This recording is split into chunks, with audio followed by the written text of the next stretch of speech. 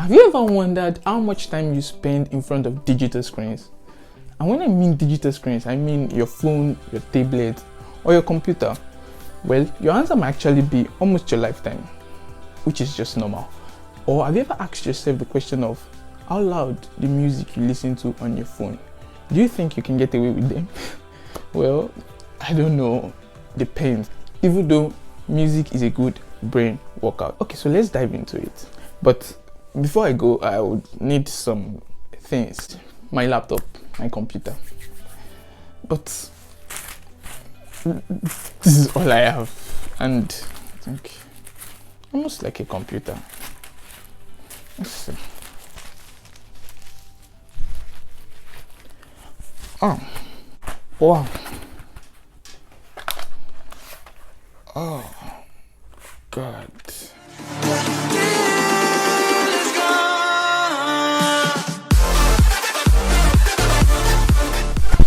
Why is this boy always switching off this light?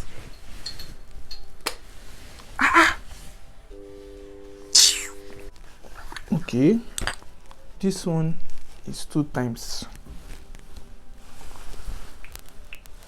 Okay,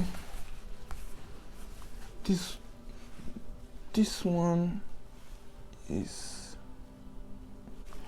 this is the one that is 4 times. And this one is 2 times. Hey, 2 okay. Hey, Johnny. You this boy. Sir, let me ask you, why do you always switch off the light of the room? You're watching movie. I'm not annoyed. So why do you switch off the light? Dad, please answer me. Have you ever been to a cinema? Of course. I am always in the cinema with Master Jesus. Come and take a look at. Oh, why are you opening the Bible now? Why? That aside, have you used your 2 spoons of palm oil today? No, I didn't take the palm oil. If this thing catches you, I'm going to disown you. I'm telling you, I'm going to disown you. I'm telling you to use 2 spoons of palm oil. You are meant to eat garlic. You are meant to eat onion. All these things, you are just sitting down there watching.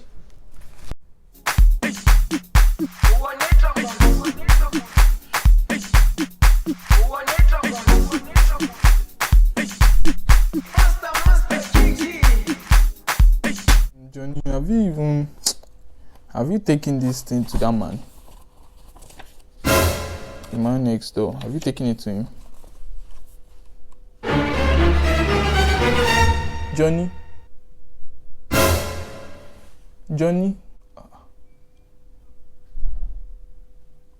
Not even listening to me again.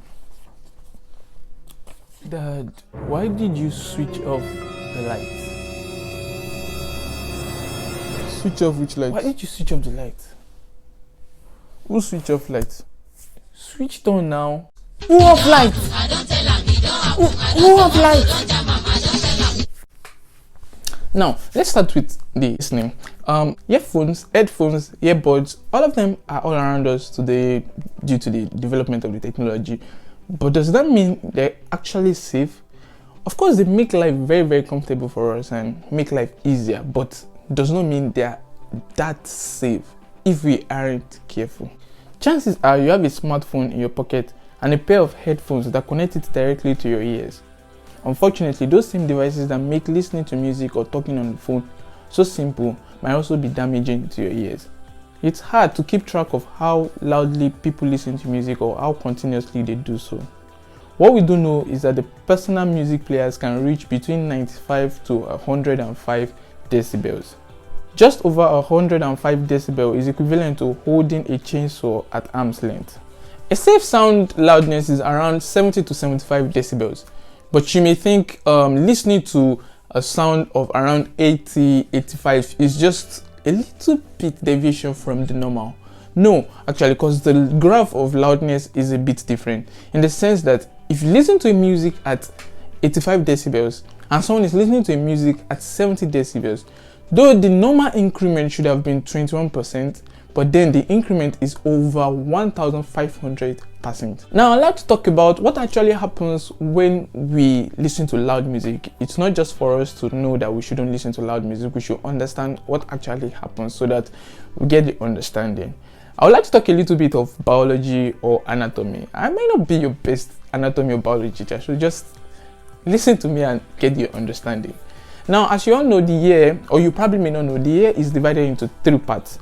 The outer ear, the middle ear, and the inner ear.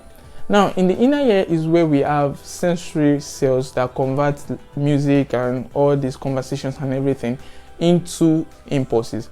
Now, in the inner ear, we have something called cochlea. That is something that looks like the back of a snail. And now, inside this cochlea are what we call sensory cells that convert music, conversations, and generally sound into impulses and sent to the brain. Research showed that these sensory cells are actually working in connection with the calcium ions, which are stored in the tectorial membrane. The tectorial membrane is also in the inner ear and also serves as a depot for calcium ions. Now, research showed also that if you listen to loud music over a prolonged time, if you listen to music at high volume and all of that, it reduces the calcium ion level inside the tectorial membrane, which eventually affects the sensory cells which are in the cochlea. So you see how listening to loud things, conversations, music, everything eventually comes back to affect our ears. Now quickly, I would like to talk about how we can actually avoid hearing loss, because we don't just have to talk about how it affects us, but we have to talk about how we can actually prevent it. Now there are some simple things you can do to prevent hearing loss and to enhance your listening. Number one, avoid loud noises. The best way to avoid noise-induced hearing loss is to keep away from loud noise as much as you can. Generally, a noise is probably loud enough to damage your hearing. If you have to raise your voice to talk to other people, if you can't hear what people nearby are saying, if it hurts your ears, or if you have ringing in your ears or muffled hearing afterwards. To get an idea of how loud this is, whispering is measured to be around 30 decibels, conversations measured to be around 60 decibels, busy traffic is measured to be around 70 to 85 decibels, and motorbike is measured to be around 90 decibels.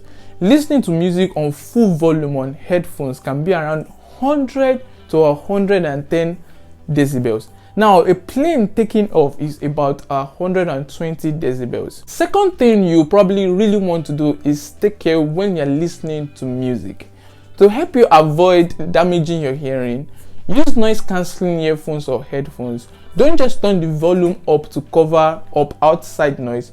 Turn the volume up just enough so you can hear your music comfortably, but no higher. Do not listen to music at more than 60% of the maximum volume. Now, moving to the screen or the eyes, this is actually extremely important because it occurs to everybody. While complaints of eye fatigue and discomfort are common among digital device users, these symptoms are not actually caused by the screen itself. Digital screens give off little or harmful radiation such as X-rays or UV rays.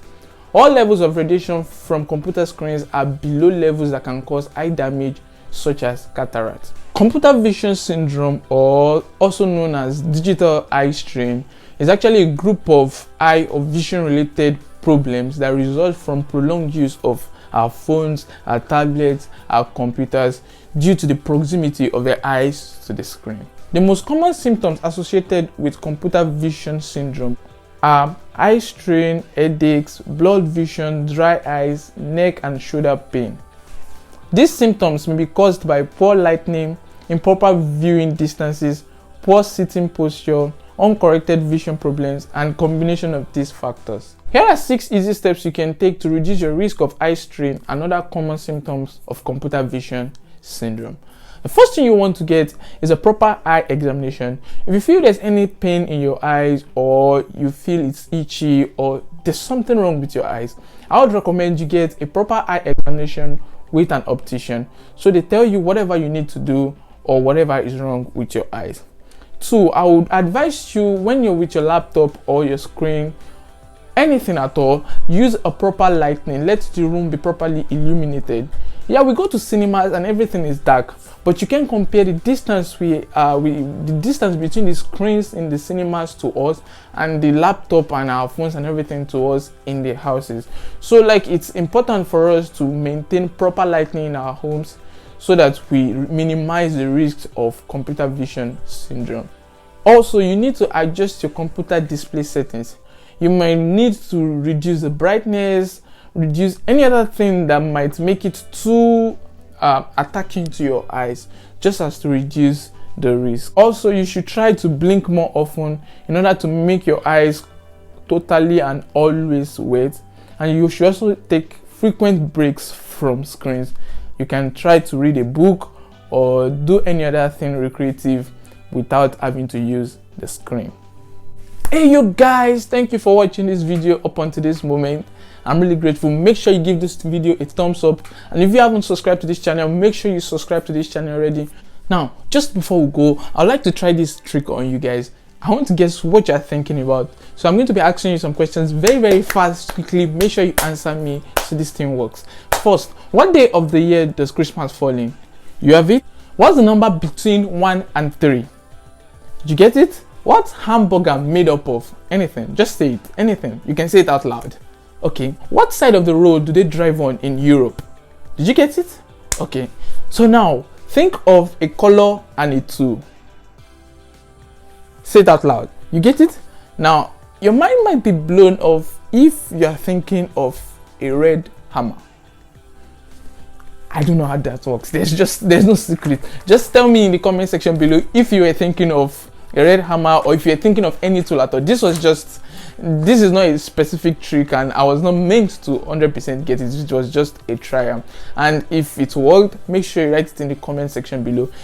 Catch you on the next one. Peace.